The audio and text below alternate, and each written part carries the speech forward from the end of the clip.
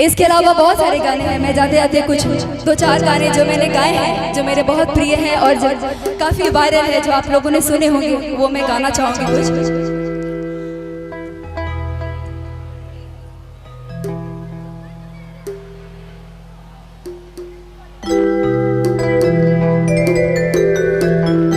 मेरे YouTube पे अगर अलका सिंह पहाड़िया सर्च करेंगे तो विवाह से संबंधित बहुत सारे गाने आपको मिलेंगे। ऐसा नहीं कि मैं सिर्फ विवाह गीत ही गाती हूँ,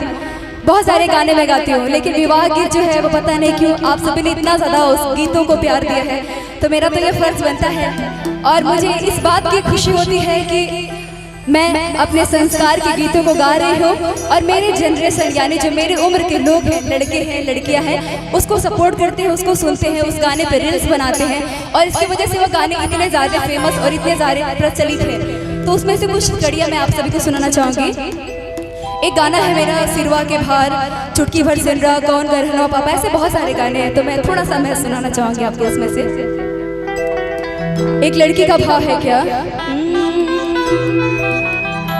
कि बचपन में रहनी तो है कि गोदी के खिलौना, कि धूरा माटी खेली पापा, कि रो रे बिछवना, कि सुनसान लागे पापा, कि सुनसान लागे चाचा, अंगना दुआर हो, अपने उतर लाए भैया, कि सिरवा के भार हो, अपने उतर लाए बाबा, कि जुड़ला पर आए संग पिरतिया के तार हो, जुड़ला पर आए संग पिरतिया के तार हो, अपने उतर लाए पापा, अपने उतर लाए पापा, सिरवा के भार हो, अपने उतर लाए पापा, सिरवा के भार हो, अपने उतर लाए पापा।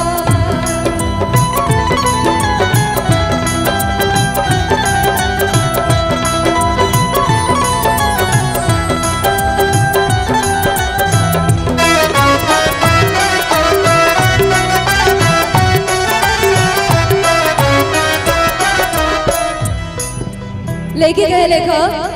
लोटवा के बनिया पापा कैसे मंगई बा,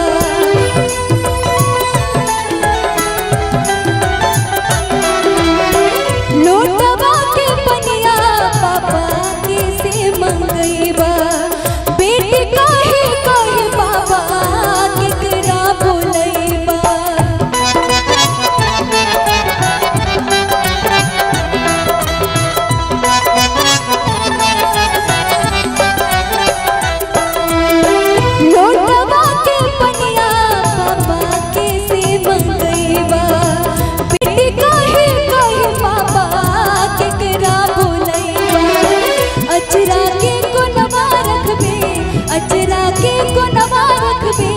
तोहरो दुलार हो, अचरा के कोनवा रखबे, तोहरो दुलार हो,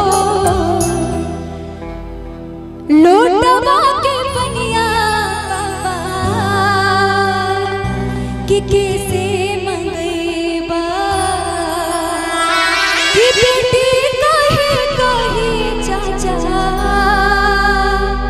कि केकरा बोलई बा, कि अचरा के कोनवा रखबे, तोहरो दुलार हो, अपने उतर लाए पापा, सिरवा के भार हो, अपने उतर लाए पापा।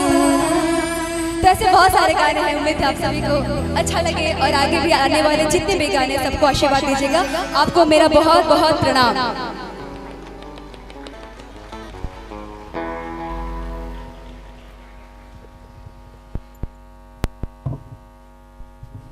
थैंक यू वेरी मच अलका जी। और मैं चाहूंगी भाई इनके लिए एक बार जोरदार ताली होनी चाहिए आप सभी की तरफ से। मतलब इतनी प्यारी आवाज है इनकी और इनके हर ब्लॉग्स पे आपके